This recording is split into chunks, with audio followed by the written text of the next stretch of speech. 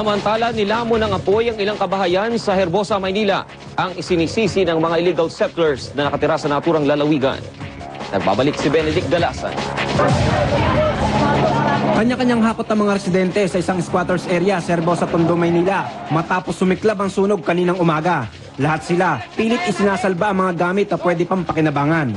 Ayon sa arson investigator, umakyat sa ika-4 na alarma ang sunog at mabilis na kumalat ang apoy dahil gawa sa light material sa mga bahay dito. Initial investigation natin isang two-story na bahay. Allegedly nga daw, according to the report, dito sa Javier family, second floor ng bahay nila. Ang naging problema ng mga pamatay sunog, wala silang madaanan. Gaya na lang ito, gate ito ng eskwelahan, pero kung papansinin natin, ang nasa loob niya, bahay din. Kaya nakaharang, walang madaanan ng mga pamatay sunog.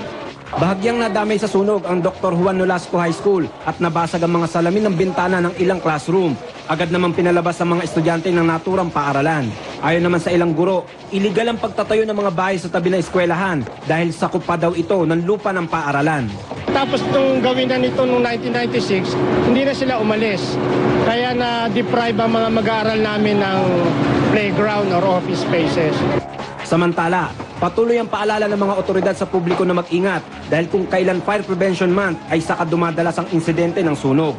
Bago sila umalis ng bahay, hugutin lahat ng appliances, lalo na pag sasaraan nila ng bahay, walang maiwan. At bantayan lahat na walang pwede mag-apoy doon sa loob. Walang pwede mag-init, walang pwede mag-apoy.